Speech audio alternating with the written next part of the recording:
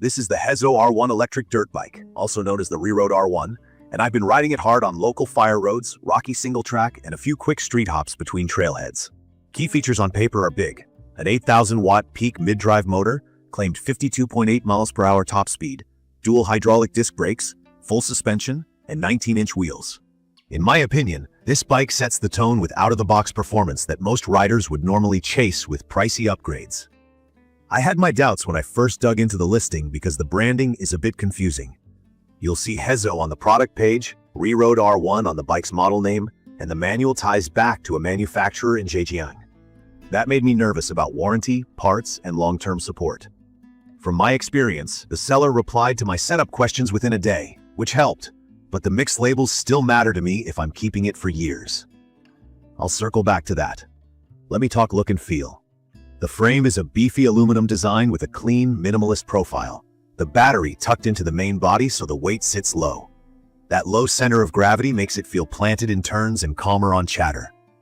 The 19-inch wheels on knobby rubber give it a proper dirt stance. The front end uses inverted forks, the rear shock is adjustable, and both feel more serious than what I felt stock on many light e-motos. The levers and calipers don't scream premium brand, but once bedded in, they're strong. The cockpit is simple. A clear LCD that shows speed, battery, and mode, plus a straightforward switchgear. I'm 5'10", and the seat-to-peg-to-bar triangle works. I can move around the bike without cramped knees or odd wrist angles. The seat is more forgiving than I expected. It's not a sofa, but I can do an hour-plus session without getting restless. Out on the trail, the motor hits with instant torque. Mid-drive means the motor sits in the frame and drives through the bike's gearing instead of being in a wheel hub, so it climbs with authority. On my steep test hill that usually exposes weak bikes, I stayed in control and kept traction without feeling the front get too light. Power delivery is snappy but not jerky in sport. In eco, it's mellow and easy to ride at slower pace. I clocked a GPS-verified 54 miles per hour on flat pavement with some run-up, and the pull from 0-40 miles per hour is the fun zone, quick and clean. I didn't feel any throttle bog above 30 miles per hour on my unit. Heat was a non-issue for me. The motor got warm after long climbs in the sun, but never felt like it was pulling power back or complaining. Braking is solid. After a proper bed-in, I'm comfortable using one finger at the lever. Modulation is predictable, and on loose descents, I can get right to the edge of traction without the brakes feeling grabby. I did add a tiny lever reach tweak to match my hands. Suspension is a standout. Out of the box, it's genuinely plush on square edge hits, and it still has support when I push into berms or compressions. I set sag and added a touch of rebound damping on the rear shock. After that, the bike tracked straight over washboard and didn't kick me in rock gardens. If you're used to harsh stock forks from other light e-motos, this will feel like a better place to start. Let's talk battery and range in plain terms. The pack is 72 volts and 35 amp hours, which equals 2,520 watt-hours of energy. More watts out equals faster fun, but it also drains the tank quicker. I could not match the high 70-mile claim in real riding. On aggressive dirt with lots of climbs and plenty of throttle, I'm getting 28 to 33 miles before I hit the low battery warning. On mixed cruising and eco, rolling at 15 to 20 miles per hour and riding smooth, I've stretched into the high 40s and crossed 50 miles once, but it's a chill pace. Charging with the included fast charger took me around 4.5 hours from about 10% to full. The charger fan is audible, and the pack gets mildly warm, which is normal. If your plan is all-day exploring on one charge, manage your expectations, or plan a midday top-up, the build has been reliable for me. I went over bolts after the first few rides and a couple were a bit loose, so I added medium thread locker to the common spots.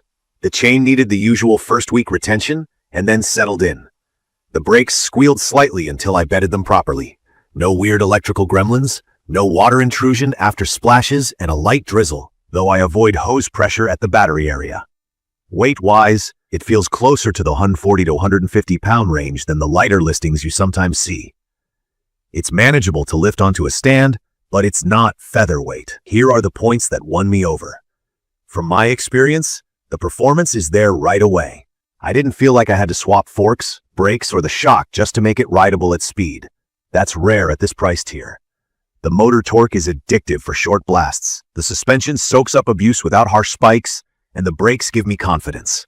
The chassis feels sturdy, and the low-slung battery helps the bike carve rather than flop. The interface is simple enough for a newcomer.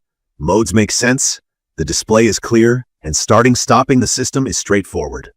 In my opinion, comfort is better than average for the category. The seat and bar position let me stay relaxed.